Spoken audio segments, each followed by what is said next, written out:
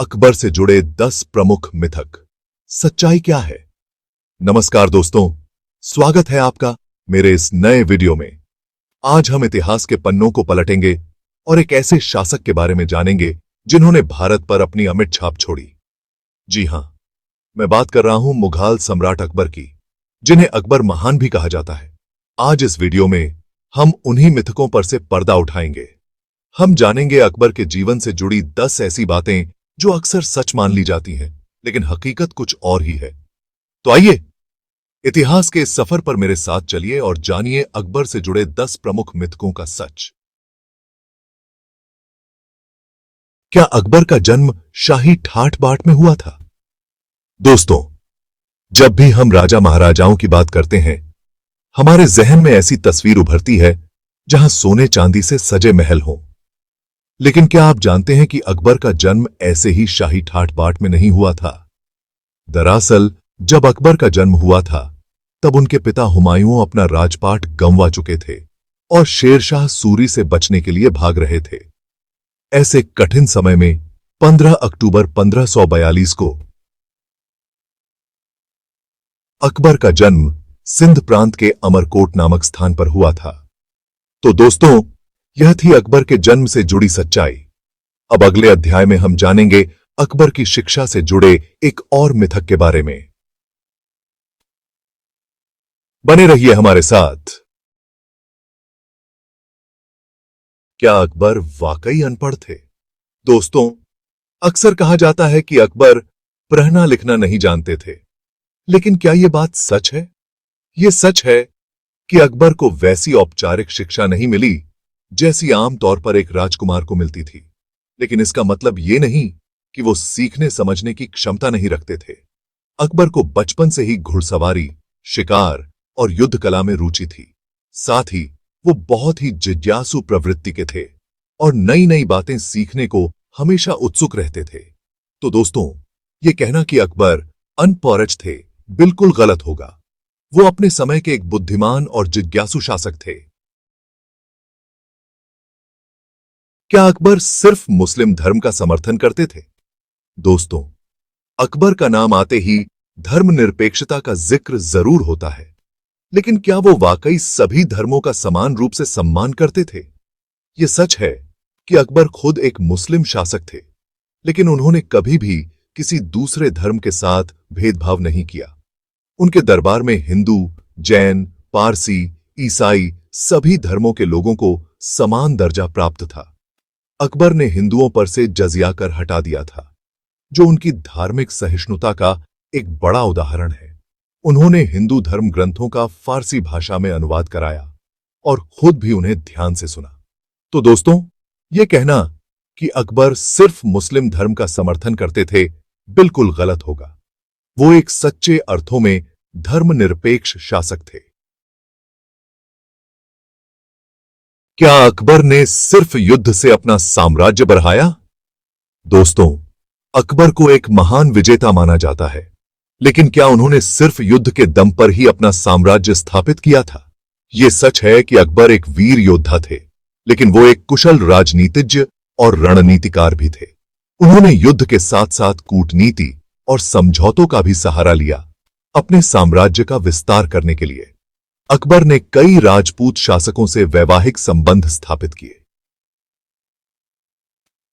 जिससे उनके साम्राज्य को मजबूती मिली। उदाहरण के लिए, उन्होंने आमेर के राजा भारमल की पुत्री जोधाबाई से विवाह किया था। तो दोस्तों, यह कहना कि अकबर ने सिर्फ युद्ध से अपना साम्राज्य बढ़ाया पूरी तरह सही नहीं होगा। क्या अकबर और जोधाबाई की प्रेम कहानी सच थी? दोस्तों, अकबर और जोधाबाई की प्रेम कहानी मुगल इतिहास का एक रोमांटिक हिस्सा मानी जाती है। यह कहानी सदियों से लोगों के दिलों में बसी हुई है और कई किताबों, फिल्मों और धारावाहिकों में दिखाई गई है। लेकिन क्या यह कहानी सच है या फिर सिर्फ एक कल्पना? यह सवाल हमेशा से इतिहासकारों और शोधकर्ताओं के बीच चर्चा का विषय रहा है। हमें यह याद रखना होगा कि इतिहास को अक्सर बाद में आने वाले लोगों ने अपने अपने नजरिए से लिखा है। कई बार कहानियों में एग्जैजरेशन और कल्पना का मिश्रण हो जाता है। अकबर और जोधाबाई के समय के जो भी ऐतिहासिक स्रोत उपलब्ध हैं, उनमें इनके प्रेम संबंधों का कोई ठोस प्रमाण नहीं मिलता। यह भी संभव है कि उनके संबंधों को राजनीतिक दृष्टिकोण से देखा गया हो।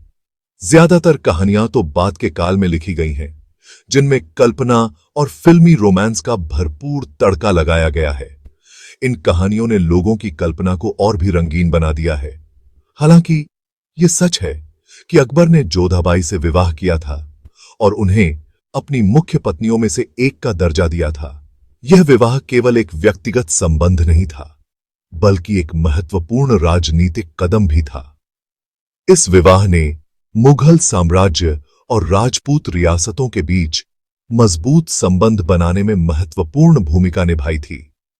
इसने दोनों साम्राज्यों के बीच शांति और सहयोग को बढ़ावा दिया, जो उस समय की राजनीति में एक महत्वपूर्ण मुद्दा था।